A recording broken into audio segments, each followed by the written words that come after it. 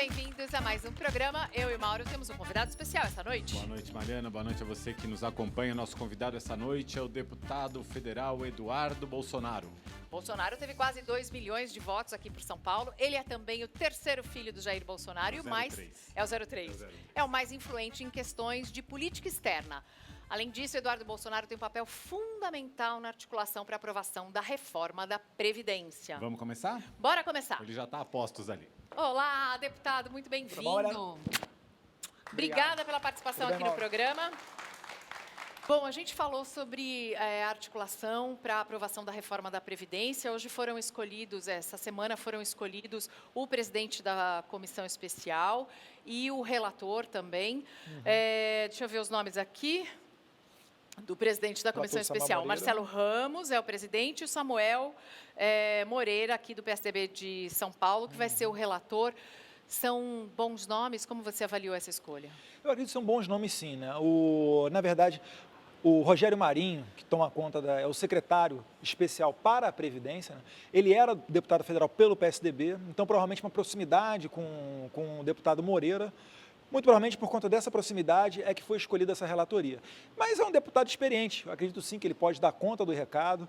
Eu acho que é um deputado que tem a responsabilidade, que sabe dos problemas nacionais, e eu acho que sim, é uma boa indicação para a relatoria. Tanta gente nessa comissão, mas tanta gente, todo mundo vai querer falar. Isso não pode atrasar, assim, na CCJ já levou um pouco mais de tempo do que se era esperado. Isso não pode atrasar a aprovação dessa reforma? Isso daí até é bom, Mariana. Por quê? Porque quem está em casa assistindo, às vezes vê a oposição fazendo umas críticas muito rigorosas.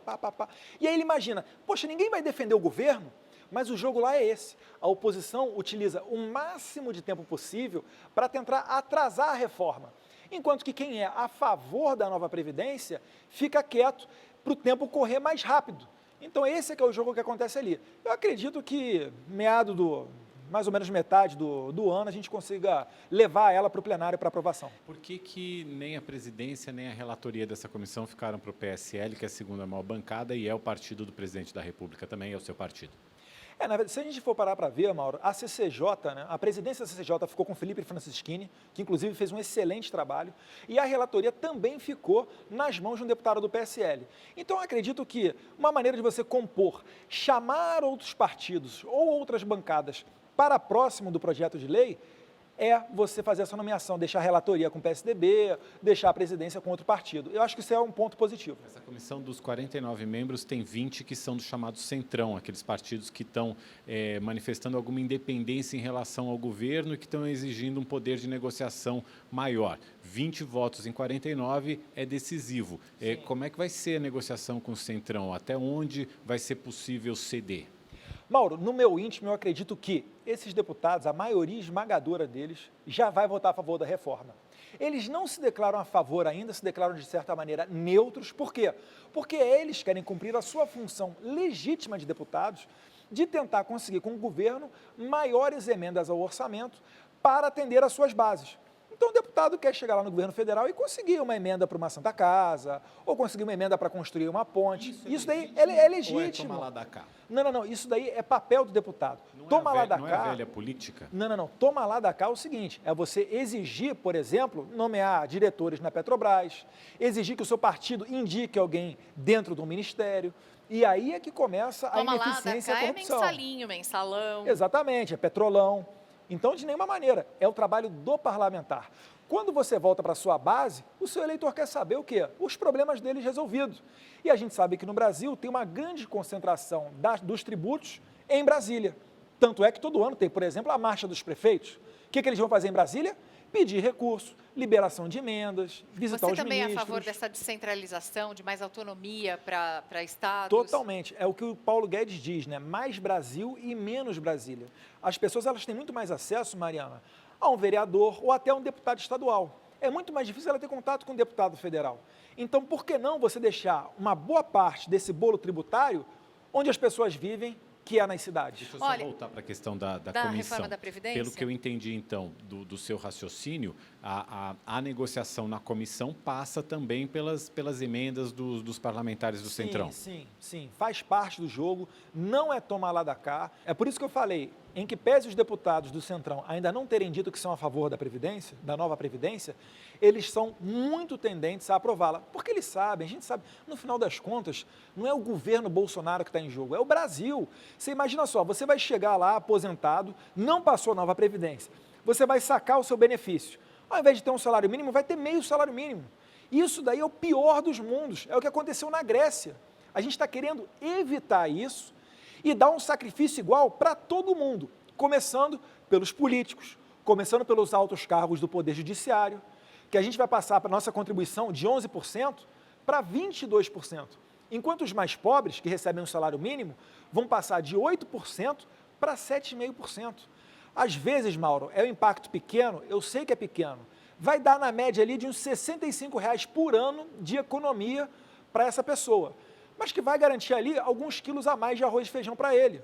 Então é pensar em privilegiar aqueles mais humildes e, obviamente, exigir um sacrifício maior de quem tem possibilidade de se sacrificar mais. Agora, deputado, se na própria CCJ, que era só para ter analisado a questão relativa à Constituição, já teve alguns pontos que tiveram que ser modificados, agora na comissão especial que vai analisar o mérito, pode ser que essa reforma perca características que são muito importantes. O próprio Jair Bolsonaro disse que esperava que a reforma fosse aprovada, mas não uma reforma desidratada. Só que essa semana, no café da manhã com os jornalistas, ele disse que o Paulo Guedes botou um limite mínimo de pelo menos 800 bilhões. Até onde eu sei, o limite mínimo é de 1 trilhão. Mas tudo bem. É de 1 trilhão? Sim. Por que ele precisa salvar 1 trilhão, Mariana? Vou tentar explicar aqui de maneira bem rápida. Como é que é o nosso sistema hoje em dia? É aquela pirâmide. Quem está na base da pirâmide trabalhando, banca os aposentados que estão na ponta da pirâmide. Só que no Brasil, a gente tem visto o quê? Cada vez menos filhos nascendo. Então, a base da pirâmide começa a ficar mais apertada. Na ponta da pirâmide, as pessoas no Brasil estão vivendo mais tempo. Então, a ponta da pirâmide acaba fazendo assim. Não existe conta que feche. São poucas pessoas trabalhando para sustentar quem está na ponta da pirâmide aposentado. Por que o Paulo Guedes precisa de 1 trilhão? Porque ele quer mudar desse sistema piramidal para um sistema de capitalização individual, uma poupança, onde cada pessoa vai contribuir para a sua poupança própria e vai receber esse dinheiro quando for se aposentar. Só que, se nós fizermos a transição do sistema de pirâmide para esse sistema de capitalização individual, a pergunta que eu faço é a seguinte: quem é que vai pagar a minha aposentadoria quando eu chegar aqui na ponta e, ao invés de ter uma base, todo mundo vai estar na contribuição individual? É por isso que ele precisa desse 1 trilhão. E é por isso que a gente precisa saber quanto vai custar a transferência para esse sistema de capitalização. Esse é o dado que está faltando ser explicado também. Com certeza. Eu acho que agora, quando nós entrarmos na comissão especial, que é onde as coisas acontecem, falar em bom português, as alterações, as demandas das categorias, elas vão acontecer agora na comissão especial, não é na CCJ. Então, aí é que vai ser o momento da apresentação dos cálculos, os impactos, as contas atuariais, e aí é que vai acontecer a reforma. Bom, vou aproveitar para fazer uma pergunta agora que veio pelas redes sociais.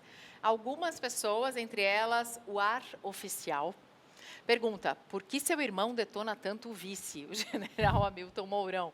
O Carlos parece que está #chateado com o general Mourão, porque ele fez uma sequência, ele fez muitos tweets, muitos posts, uma sequência muito grande, muito feroz, assim. Ele, inclusive, usou uma interrogação, mas chamou de traidor. Foi muito pesado. É pesado, Mariana, mas eu entendo a revolta do Carlos. Eu procuro não entrar muito nesses detalhes.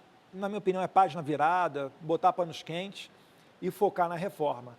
Mas eu acredito que é necessário uma autorreflexão por parte do vice-presidente. Por quê? O que o Carlos está fazendo, ele está postando notícias e declarações do vice.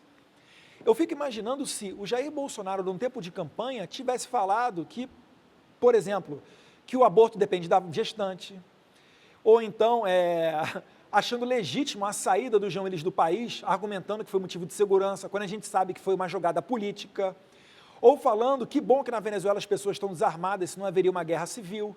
são declarações que vão na contramão do que o presidente prega. E eu acredito que o vice, o papel principal dele é substituir o presidente em caso de viagem ou por qualquer motivo que o presidente venha a falecer e etc. E, além disso, cumprir as missões que o presidente dá. E eu tenho certeza que o presidente não deu essa missão para ele fazer essas declarações.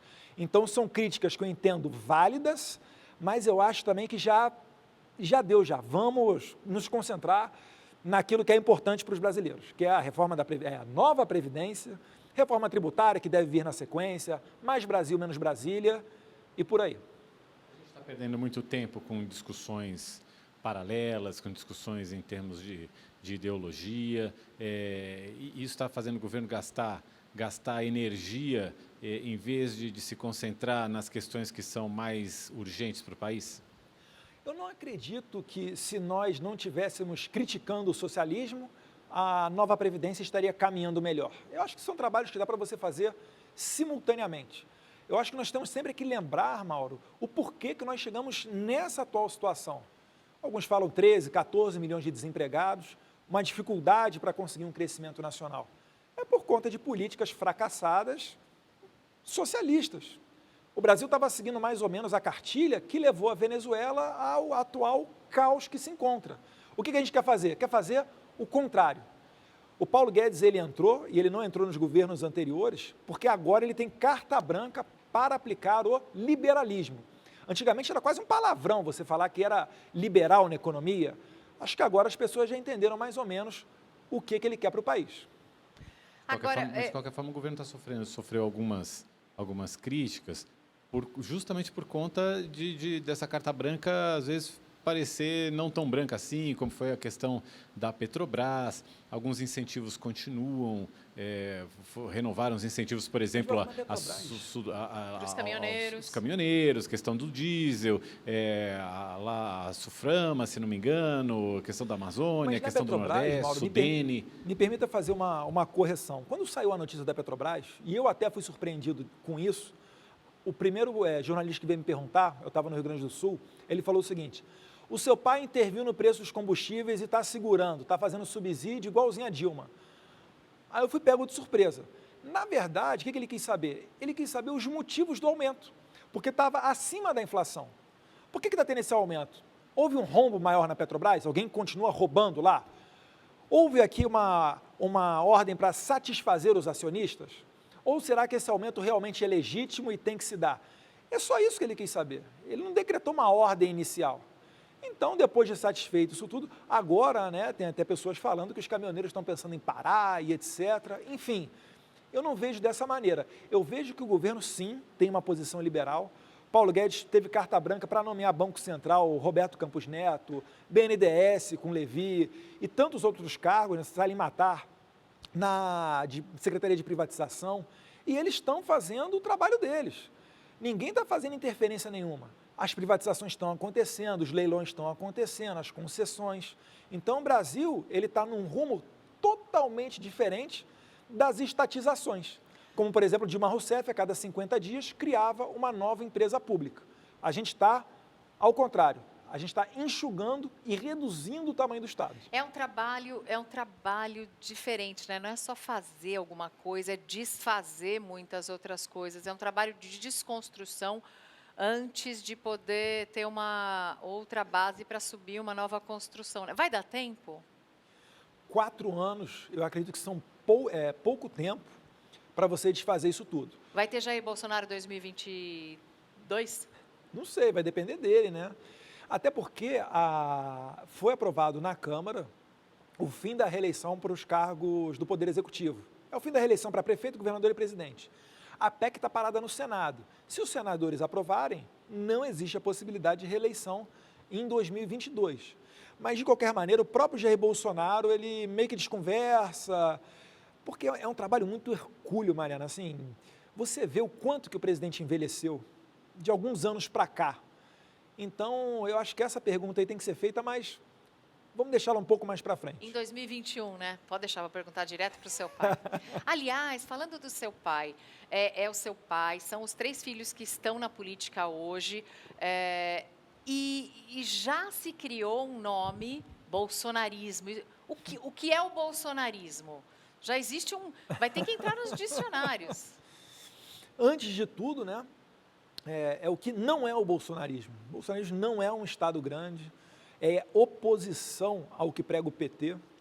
E além disso, são sinônimos de patriotismo, as bandeiras que levanta, do resgate, do canto do hino nacional, a disciplina militar. Se puder trazer a disciplina para dentro de sala de aula, melhor ainda, né? São professores dando aula com mais tranquilidade. Olha, a pergunta agora é do Marcelo Rodrigo, que vem pelo Twitter. Caro Eduardo, você não acha que com a incidência dos agentes de segurança pública envolvidos em crimes, por exemplo, venda de armas, oficiais do Exército, sequestro de bandidos, não deveria haver uma punição diferenciada para esses criminosos que deveriam fazer o trabalho de defender a sociedade? Sim, certamente. O poder da caneta tem que pesar sobre essas pessoas, porque realmente, quando a partir do momento que o policial ele rouba ou ele comete algum crime, na minha opinião, já deixou de ser policial.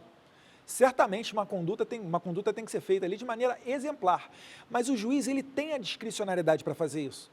É por isso que às vezes a gente vê no Código Penal, homicídio, 6 a 20 anos, porque o juiz pode ver, pelas circunstâncias do caso, se ele começa com 6, com 10, com 15 ou com 20 anos. Quer dizer, cabe ao juiz aplicar essa pena levando em consideração o papel e a função que essa pessoa tinha Sim, com antes, certeza. né? Além do que os crimes próprios dos funcionários públicos também, concussão, etc. O Manuel Filho pergunta, por que razão as críticas à Venezuela saíram da pauta? Quando o Bolsonaro vai fazer a prometida invasão ao território venezuelano com o apoio norte-americano?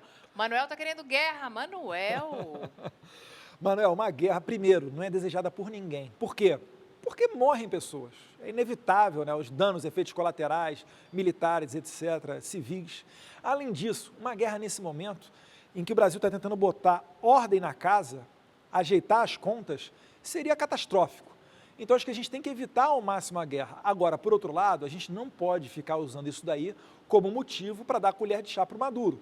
A gente tem que tentar, de toda maneira, resolver essa crise, que é uma crise humanitária, Mariana. É impressionante como ele está sobrevivendo no governo, né? Ainda. E ele vai, porque para ele é uma questão de sobrevivência, é de vida. Se ele imaginar em sair do poder ou ir para outro país, os próprios comparsas dele matam ele. Porque ele está envolvido com tráfico de drogas, ele está envolvido com terrorismo, ele tem acordo feito com a ditadura cubana. Falam até que os cubanos aqui comandam, né, o centro ali, o núcleo duro do governo dele. Existem russos que estão lá. Então não depende apenas do Maduro. Ali o problema vai ser complicado de resolver. E quando eu falo que vai ser necessário o uso da força, eu não estou falando que são as Forças Armadas brasileiras que vão invadir lá. Pode ser uma força de qualquer lugar, um conjunto de militares venezuelanos no exílio, ou algum milionário que se dispõe a fazer algum tipo de entrada, ou seja lá o que for na Venezuela. Eu só acho que, através das palavras, ele não vai sair. Um esforço internacional, como tem sido feito, com sanções... eu acho que contribui para pressionar. Sufocando a economia ainda mais, se é que é possível sufocar ainda mais a economia. Tem um dano colateral que é a população mais pobre sofrendo muito, né? Mas... O Brasil, infelizmente, fez parte disso, né? A gente aprovou ano passado no Congresso a autorização de um recurso de mais de R$1 bilhão de uma dívida que o Brasil foi fiador da Venezuela. Então, a partir de agora, não existe mais esse tipo de financiamento. Dinheiro do BNDES não para mais na Venezuela. Então, eu acho que é um primeiro passo. É uma maneira de você ir pressionando. Porque se a fome chegar nas Forças Armadas, eu acho que, calma aí, os militares lá vão se conscientizar de que, realmente, ou eles invertem essa situação, derrubam o governo pela força, ou eles serão as próximas vítimas da fome.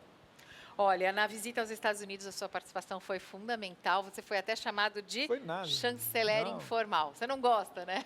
É que muitas das vezes isso é usado para criar intriga comigo com o chanceler Ernesto Araújo.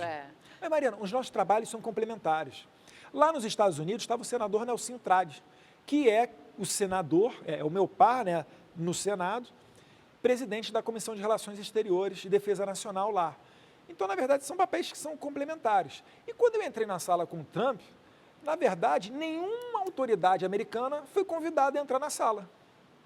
Por quê? Porque o Trump me chamou, provavelmente por eu ser filho do Jair Bolsonaro, sabia que o Jair Bolsonaro ficaria à vontade, poderia falar do que quisesse, que ficaria em casa a conversa ali. Não, e tranquilo. não faz sentido também ficar se apegando a esses pequenos detalhes. Foi uma gentileza, Sim, não é? sim. Agora, num dos primeiros jantares oficiais, quem foi convidado também foi Olavo de Carvalho. Eu queria que você falasse um pouco sobre o papel do Olavo de Carvalho, que também, em alguns momentos, parece que fica instigando esse ataque ao general Hamilton Mourão. O que o Olavo de Carvalho é para a família Bolsonaro? É um guru, como a gente vê escrito? É um influenciador? Ele tem alguma influência sobre o governo? Afinal, é acreditada a influência do próprio Olavo de Carvalho, a nomeação do primeiro, pelo menos, ministro da Educação e do segundo, talvez, mas do chanceler Ernesto Araújo. Sim. Foram sugestões que ele fez. Na verdade, não houve qualquer tipo de ordem, né? Mas ele faz sugestões. Gostamos dos nomes, analisamos os currículos. Jair Bolsonaro fez uma entrevista com cada um deles e, como ele foi eleito de maneira independente, colocou os ministros lá. Você já fez os cursos do Olavo? Eu, na verdade, assisto muito mais às aulas dele, né? Videoaulas ou temas, etc., do que fazer o COF, que é o curso online de filosofia dele. Mas algum dia eu vou fazer, pode ter certeza disso. Agora, como é que você, desculpa de interromper, como é que você encara o tom das críticas que ele faz? O Olavo, ele é muito crítico, ele é muito rigoroso, às vezes ele fala palavrão. O que o Olavo é para a gente? É a referência filosófica. É uma pessoa muito letrada, que já fez diversos livros. Por exemplo, o livro que ele fez mais marcante, na minha opinião, é o mínimo que você precisa saber para não ser um idiota. Você vê na própria capa do livro, já tem um idiota ali. Mas é um livro muito interessante. E o que o Olavo falava há 20, há 30 anos atrás, aconteceu agora. Então, assim, ele tem uma sensibilidade muito grande, então vale a pena você escutar o que o Olavo fala. Agora, a maneira com que ele se expressa, aí depende dele, né? Não depende de mais ninguém. Porque ele também, ele é engraçado ele ataca no frontalmente, final. principalmente ministros que são militares, né? A ala ligada às Forças Mas, Mauro, Armadas. repara só, essa é uma crítica que eu faço com a imprensa. Muitas vezes a imprensa acredita que tem uma ala olavista, uma ala dos generais. Não é bem assim. Você nunca viu, por exemplo, eu pelo menos nunca ouvi, né? O Olavo de Carvalho falar do general Floriano Peixoto, tem o general Rego Barros. O que eu vejo ali é individualmente. São generais? Todos são generais? Sim, mas cada um ao seu estilo, cada um com a sua atribuição. Quer dizer, não é uma eu crítica procuro não fazer militares do governo, é especificamente ao Mourão. Senão seria uma crítica até ao presidente, que é capitão, é militar. Santos Cruz, né? Sim, Santos Cruz também. Santos Cruz também. Bom, estamos entrevistando o deputado federal eleito por São Paulo, Eduardo Bolsonaro, filho número 3 do Jair Bolsonaro. 03. Mauro, tem perguntas do Twitter? Temos perguntas do Twitter, tem pergunta aqui da Cláudia Slovak, também a mesma pergunta feita pelo Mark Tawil, seu colega. Mark Tawil, um abraço para o Mark, que perguntam sobre o seu futuro político mais imediato. O seu nome vem sendo ventilado para a Prefeitura de São Paulo no ano que vem. Existe alguma movimentação, alguma consulta, alguma conversa em relação a isso? Eu fico feliz que algumas vezes as pessoas falam, tem que vir governador, prefeito, às vezes até a sucessão do seu pai, as pessoas estão pensando lá na frente, né? A gente fica feliz, né? Que isso aí é uma mostra que o trabalho está fluindo, a gente goza de um prestígio com a sociedade, mas eu particularmente não estou me movimentando nesse sentido. Eu tenho uma decisão para tomar mais para frente. Tem uma questão jurídica também para saber se eu posso realmente vir candidato à prefeitura, tendo um parente, meu pai, como presidente. Isso aí eu não tenho certeza como é que seria respondido, mas não estou me movimentando nesse sentido, não. Olha, uma vez eu conversei com seu pai aqui nos corredores da Rede TV, ele estava vindo participar de um Super Pop com a Luciana Gimenez, e aí ele me disse que um dia ele queria que o filho dele fosse presidente da República. É você? Não sei não ouvi isso daí não. Então era o Flávio. Como surgiu o seu interesse por questões internacionais? A sua pauta no Congresso vinha sendo muito voltada para a segurança pública. Os projetos de lei que você apresentou, muitos em conjunto com o então deputado Jair Bolsonaro. De onde vem essa virada para o interesse por questões internacionais? Na verdade, foi uma área que eu sempre gostei. Eu consigo me comunicar também em inglês, em espanhol. Tenho facilidade de fazer comunicação e contatos internacionais. E quando o partido cresceu e começaram a ser discutida a questão das comissões, eu falei para o líder, para o delegado Valdir, falei para o presidente Bivar, olha, se por acaso cair no colo do PSL a Comissão de Relações Exteriores e Defesa Nacional, eu me candidataria para exercer essa presidência, caso ninguém do PSL queira, etc. E acabou que eles conseguiram fazer uma costura, e a chamada CREDEM, né, acabou vindo para o PSL. Eu fui eleito presidente, através de um acordo entre os líderes, e a gente continua. E também porque eu vejo que a oposição, os socialistas, eles são muito bem arquitetados, muito bem organizados no cenário internacional. E a gente que é do espectro conservador, liberal na economia, a gente tem que correr atrás e também ter esse nível de organização. Então, para que a gente consiga fazer a defesa das nossas ideias, a gente consegue se fortalecer fazendo esses contatos internacionais. Por isso a visita, por isso o encontro com Viktor Orbán, por isso o encontro com Matteo Salvini? Sim, também. Além das pautas culturais, né, que a gente tem uma maneira de pensar muito similar ao Salvini, ao Orbán, ao Trump, a gente consegue também ter um pouquinho ali das demandas que podem ser trazidas numa visita do chanceler Ernesto Araújo ou do presidente Jair Bolsonaro. Falando sobre o Trump, essa relação Brasil-Estados Unidos, para muitos, é uma relação hoje de subserviência, de baixar a cabeça. Inclusive, as críticas vêm porque, comercialmente, os Estados Unidos são... não são parceiros do Brasil, são concorrentes. Porque o Brasil virou as costas para os Estados Unidos. Os Estados Unidos sempre foram os principais parceiros comerciais do Brasil. Sempre. Eles só não foram em dois momentos da história. Primeiro, por conta do presidente Vargas, nos anos 30, que era muito próximo de Hitler, e a Alemanha nazista virou o principal parceiro econômico do Brasil. E agora, mais recentemente, com a China. Depois que o Jair Bolsonaro foi eleito, eu passei uma semana lá em Washington, Nova York e Miami. Eu fiz algumas dezenas de reuniões com investidores, gente do mercado financeiro, estrutura, energia e etc. Às vezes eles não entendiam, eles falavam assim, por que é que vocês foram pegar negócios com a China quando aqui as nossas oportunidades eram melhores, quando os nossos juros eram mais baixos? Ou seja, governos anteriores, por razões ideológicas, preferiram se aliar muito mais à China do que aos Estados Unidos. Mas, eu acho, só para complementar, Marina, eu acho engraçado porque as principais críticas que nós recebemos, não estou falando que são de vocês não, mas dos políticos, falando que nós estamos sendo subservientes aos Estados Unidos e etc., são exatamente das pessoas que nada falaram quando a gente estava financiando o Porto de Mariel em Cuba, quando a gente estava financiando através do BNDES, africana, exatamente, claro. Obra para o Odebrecht pegar na Venezuela, aí eles estavam quietos. Agora que a gente faz um acordo com a Alcântara, possibilidade de abrir os mercados, eles vêm nos criticar de subservientes? Pelo amor de Deus. Eduardo, eu queria saber o seguinte, do mesmo jeito em que você critica a ideologia que direcionou o comércio para a China ou, enfim, outros parceiros que não Estados Unidos, agora, vocês vão fazer a mesma coisa por ideologia? Vão abrir mão de negócios com a China ou de negócios com os países árabes? Porque tem uma pergunta de um dos nossos telespectadores que é exatamente sobre essa. Assim, vai abrir mão do comércio de carne com os árabes? Oi? Daniel Virte que está fazendo essa pergunta. É o Daniel, né? Então, vamos lá. Com certeza não. A gente vai fazer o contrário. A gente vai fazer o quê? É um comércio sem ideologia.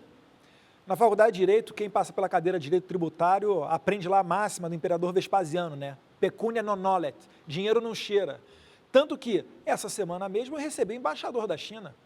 Numa conversa que nós tivemos, bem franca, eu falei com ele, olha, não falo pelo governo, mas aqui pela CREDEM, pelo Congresso Nacional, eu te garanto, o Brasil vai continuar fazendo negócio com todo mundo, inclusive com a China.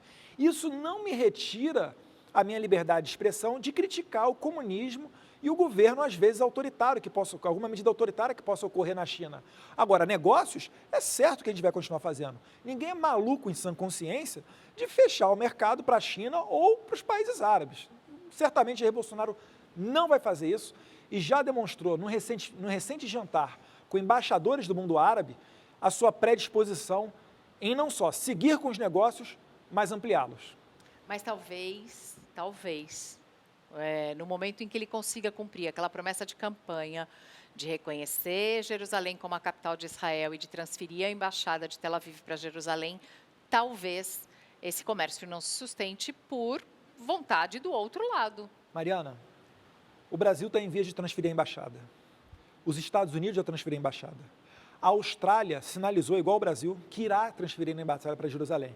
A pergunta que eu faço, de quem que os árabes comprariam, então, carne, caso esses países, que são os maiores produtores de gado do mundo, venham a mover a sua embaixada? Eu tenho a absoluta certeza que isso daí não vai ocorrer. Por quê? Eu não vi nenhum sheik, nenhum presidente dos países islâmicos ou os países árabes, como queiram, falar que vão fazer uma retaliação ao Brasil. Eu não vi eles fazendo retaliação quando os Estados Unidos mudou a embaixada. Aí você vai falar, poxa, mas os Estados Unidos é uma grande potência. Tudo bem. E a pequena Guatemala, que também mudou a embaixada? Qual foi a retaliação que eles sofreram? Nenhuma. Então isso daí, eu acredito que vai se dando ar a essa história e falta base para ela. Você acredita, então, que a repercussão que as declarações ganham são maiores ou acabam sendo maiores do que no futuro poderia vir a ser uma retaliação comercial, uma resposta? Eu acredito piamente nisso. Até porque, Mariana, a embaixada que sairá de Tel Aviv e irá para Jerusalém, vai para Jerusalém ocidental. E a parte que é discutida é Jerusalém oriental. Então não existe qualquer tipo de problema, não estamos indo para uma área onde há um conflito, uma disputa, e certamente o mundo árabe quer fazer negócio com o Brasil, tanto quanto nós queremos fazer com ele. E vocês recebem Com representantes? certeza. A gente nunca pode fechar as portas para o diálogo. Nós podemos ser críticos, ser rigorosos, mas sempre tem que haver um canal de comunicação. Então, como eu falei, eu vou receber, sim, o embaixador da Palestina, o embaixador do Irã, se mostraram muito simpáticos no jantar que nós tivemos. Agora, certamente, os interesses do Brasil, a nossa luta contra o terrorismo, isso daí vai continuar sendo seguida à risca. O que o senhor vai fazer em Roraima? A comissão externa, que analisa a crise venezuelana, vai em loco para conhecer, primeiro, né, a Operação Acolhida, que as Forças Armadas fazem para os refugiados venezuelanos, vai ouvir autoridades locais, vai falar com as necessidades do Estado com o governador, para ter uma ideia melhor do que acontece por ali. Então, uma comitiva com alguns deputados, o deputado General Girão, o deputado Nicolete, o delegado Pablo, dentre outros, Medeiros, e a gente vai ali para ter uma melhor senso da realidade que está ocorrendo lá no local. Mauro. O problema ali é problema de energia, que é um estado que compra Opa, energia da muito bom, Venezuela exatamente, e que agora está tendo que usar a energia termoelétrica muito mais cara aqui do Brasil, né? Inclusive, eu tenho uma conexão direta com algumas pessoas da região e elas me falam isso. Já falam até que ocorre um rodízio entre os bairros em que é feito um racionamento velado de energia, porque a Venezuela não está mais passando energia da Venezuela para o Brasil. Ou seja, a Venezuela está utilizando a energia deles para eles ou propositalmente gerando esse blackout do lado brasileiro. Isso aí seria resolvido se nós tivéssemos o sistema de Roraima interligado com o resto da eletricidade do Brasil. Não consegue fazê-lo, principalmente porque isso aí passaria por terras indígenas, há toda uma discussão, e quem está pagando lá na ponta agora são os pobres roraimenses, que estão tendo que sobreviver com esse racionamento velado. Muito bom. Tem casamento esse ano. Ah, Dudu e Elô. Fala um pouquinho do casamento. Cadê a aliança? Vai botar, já, final de maio. Mas não vai botar aliança de compromisso antes para não levar cantada na academia? Não, a aliança ficou de noivado na mão, na ela mão ficou direita. feita alguns dias atrás só. Ah, que bonitinho. Não, Parabéns, mas vai viu? entrar o bambolê aqui para colocar a marca registrada lá, com muito prazer. Né? Parabéns pela Isso é decisão. bacana, obrigado. E vocês vão casar em maio. Seu aniversário é em Julho, em julho só. Câncer? Sim. Ai, canceriano, as melhores pessoas, Tá tá? vendo? Ó, tranquilo. Também de câncer? Não, meu filho, meu marido, minha sogra, amo cancerianos. Já Mas fez eu um amo, mapa é. astral? Não, Nunca? não. Ah, o astrólogo... Falam que câncer é tranquilo, né? Câncer é é super tranquilo. tranquilo. Caseiro, familiar. Viu? Fala, Mauro. Voltar para a terra? Eu já dei uma quebrada do gelo aqui. Você mencionou agora, Mariana, o Moro. Paralelamente à tramitação da reforma da Previdência, tem também o pacote antiviolência e anticrime, anticorrupção, que foi proposto pelo ministro Sérgio Moro. Vai ser possível a tramitação paralela desses dois projetos? É possível a gente esperar também rapidamente uma aprovação dessas medidas propostas contra a violência? Eu acho que dá para fazer uma tramitação simultânea, né? Colocar adiante. Eu acho que uma coisa não impede a outra. É óbvio, vai vendo o termômetro ali. É porque é o seguinte, a reforma da Previdência, que a gente chama de nova Previdência, ela não é só uma medida.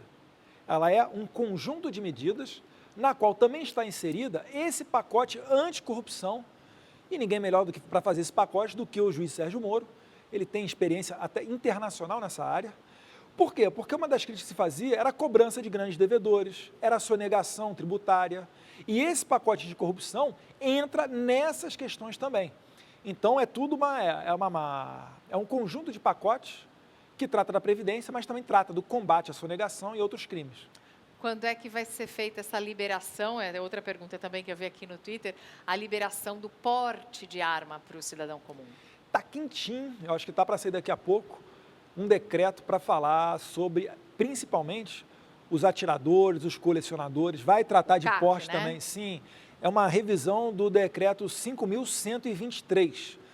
Então, os termos com que esse decreto ele vai ser publicado ainda está sendo discutido. Mas eu acredito que não vai demorar muito para ele ser publicado, não, e serão novidades boas que vão em conjunto àquele referendo de 2005, onde 64% do Brasil votou não, votou contra o desarmamento. É muito melhor, é muito mais saudável você dar a chance de legítima defesa para a pessoa do que fazer uma lei desarmamentista. Ela tem que responder com muito rigor se fizer besteira. O que o governo do PT fez? Aprovou com os mensaleiros o Estatuto do Desarmamento, tirou as armas do cidadão de bem e só deixou os bandidos armados. De lá para cá, o que a gente vê? O Brasil, vira e mexe, bate um recorde no número de homicídios com arma de fogo. Já deu para ver, com 60 mil mortes por ano, que não é uma política eficaz. Que tal a gente retornar ao estado anterior? É só isso que a gente quer fazer. Você também é policial federal, né? Sim. É uma instituição que passou a ser muito admirada mais recentemente pelos brasileiros e tem uma geração nova de agentes, de delegados, de policiais federais impressionantes, assim, que são admiráveis mesmo. Que tipo de recursos e que tipo de incentivo essa organização, essa instituição vai receber durante o governo Bolsonaro? Ou por projetos seus? A primeira sinalização já foi dada, que foi a seguinte: mesmo no momento de crise, onde o governo tem uma margem muito curta de dinheiro, ele priorizou a segurança e está tentando resolver o principal problema da Polícia Federal, que é o quê? A falta de efetivo. A contratação, né, de 1.000 novos policiais federais já foi anunciada, uma academia de polícia que vai durar em média uns 5 meses, então mais ou menos daqui a um ano você vai ter 1.000 novos policiais federais. Isso daí ainda é muito pouco.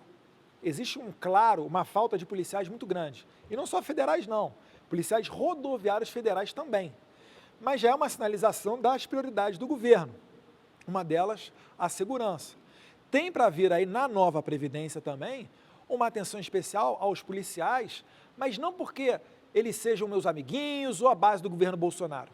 É porque a expectativa de vida do policial ela é menor, devido ao risco que ele sofre, que se for identificado como policial, ele provavelmente vai ser executado, o que era um roubo vai virar um latrocínio ou um assassinato. Ele tem o estresse, ele dá plantão 24 horas por dia, folga depois de um tempo, mas isso daí vai reduzindo também a qualidade de vida dele. Então são medidas que, quando colocadas no papel, essas estatísticas, elas comprovam que é uma situação desigual. A gente pode batalhar para que uma nova Previdência venha a olhar para essa situação social vivida pelos policiais. Por exemplo, vocês sabiam que no funcionalismo público, quem mais se mata são os policiais federais? Sério? Proporcionalmente, óbvio, né? Mas por depressão, né? Normalmente você é aprovado num concurso, sai da sua cidade e vai morar na fronteira, vai morar na região amazônica, às vezes fica 5 anos lá. Alguns têm problemas até com alcoolismo, são cidades que não têm uma estrutura muito grande. Então, se você não tiver uma base familiar, e quando eu vivi lá, eu vi até casamento se desfazendo, pai ficando longe de filho, a pessoa pode enlouquecer. Então, é uma situação sensível que tem que ser olhada. Outras categorias também têm situações sensíveis no trabalho? Tem. E tem que ser discutido ponto a ponto e trabalhar isso na Previdência. Queria voltar para o aspecto político. O que está faltando, se é que existe de fato o interesse do governo, para formar uma base sólida dentro do parlamento, para se chamar uma base para se chamar de sua, uma base governista? Eu acho que isso daí não vai existir, Mauro. A base vai ser formada tema a tema, ponto a ponto. Então, por exemplo, pautas referentes à agricultura, vai ter uma base ali da Frente Parlamentar da Agricultura, a comunicação vai ser feita através da ministra Tereza, né, Cristina, junto com os parlamentares. Eu só faria apenas uma crítica, e que já está sendo resolvida. Eu acho que falta só uma atenção especial com o parlamentar. Qual é o nosso papel como deputado federal? É vir aqui no meu estado, em São Paulo... Uma atenção do presidente. Do presidente, dos ministros... porque nós levamos as demandas das nossas bases, entendeu? Então eu venho aqui, eu vou lá em Ribeirão, São José do Rio Preto, Santos, Ubatuba, Vale do Paraíba, Vale do Ribeira, tenho uma noção geral das reclamações e tento resolver elas lá em Brasília. Só que às vezes, para resolver essas pautas, eu preciso ter uma entrada com os ministros. E é só isso. O ex-presidente Temer tinha dias que ele recebia mais de 20 parlamentares no Palácio Planalto. O Jair Bolsonaro ele começou a atender já os parlamentares. Teve um café da manhã com 10, acho que hoje teve outro com mais 10, daqui a pouco vai ter mais outros. Então ele vai sim, ele está entrando mais nesse jogo com essa sensibilidade e certamente também ele está dando um toque para que os ministros façam de maneira semelhante à que ele está fazendo. Eduardo, além de ter envelhecido, Mariana, que você notou que seu pai envelheceu bastante, mas o que ele já aprendeu, que você acha que foi uma coisa boa, em que ele já pode ter amadurecido nesses primeiros 100 e poucos dias de governo? É uma experiência nova, né? Uma coisa é quando você está numa oposição, é deputado federal, não tem tantas responsabilidades, não tem o poder da caneta. Outra coisa é quando você vira presidente da República, é o órgão máximo do poder executivo, tem que sim medir muito mais as suas palavras. O que ele não pode perder é a sua essência. Lá no fundo ele continua aquele Bolsonaro, ele só não vai dar mais tanto coice em deputadas, entendeu? Pega um pouco mais suave, mas seguindo as bandeiras que ele se comprometeu, de defesa da família, a favor do porte, da posse de arma de fogo, e por aí vai. Por que ele não precisou de marqueteiro? Porque ele ia na rua ouvindo um e outro, e ele formava a sua convicção e sabia qual era o conteúdo que ele tinha que defender na campanha. Agora, no Palácio, ele anda muito mais blindado. Tem toda a liturgia do cargo, a agenda oficial, que tem que dar publicidade. Então, com certeza, ele sente muita falta de dar essa volta de moto, ir na pastelaria, comprar um pastel, comprar um pão na padaria. Então, ele foi um momento de extravagância dele. Será que ele sabe que ele nunca mais vai poder fazer isso sem um monte de gente em volta dele? Mas ele vai tentar, eu conheço a peça. Ah, que legal. Uma última? Vamos, para a gente já ir encerrando. Ainda voltando nesse aspecto pessoal do relacionamento de vocês, como é que dá para dividir as questões de família das questões políticas? A família Bolsonaro é um bloco? Que momento em que momento você é filho e em que momento você é deputado? Dentro de casa e tratando com seu pai? Todos. Que quando a gente, por exemplo, vai lá, agora visita ele lá no Palácio da Alvorada, que é a residência dele, ainda que seja o jantar, vocês acham que ele vai falar de quê? Vai falar de política.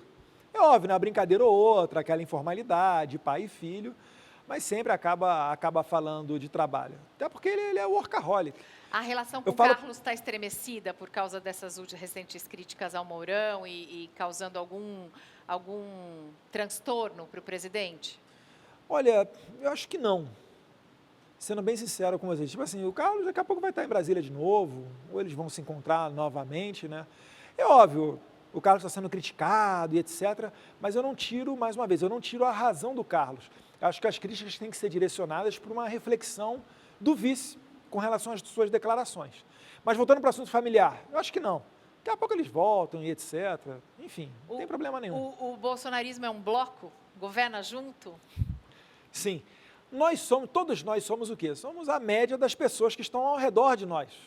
Então, se você estiver cercado de boas pessoas, né, a tendência é que você se pareça com essas pessoas. Se estiver cercado de ruins pessoas também. Bom, eu estou aqui te desejando um super feliz casamento. Então, dia 25 de maio, mês das noivas, vai casar lá em Santa Teresa. No Rio de Janeiro, né? Um dos lugares mais bacanas do Rio, com uma vista incrível. Vai casar na casa de Santa Teresa? Tem uma vista ali lá pro Pão de Açúcar, É o comecinho ali, o pé de uma das subidas para o Cristo Redentor. Fotos lindas, que vocês sejam muito felizes, Eduardo e Heloísa. E eu quero te ver de aliança na próxima. Pode deixar, senão eu mesmo é que seria assassinado. Muito obrigada, Eduardo Bolsonaro. Tchau, gente. Até sexta-feira.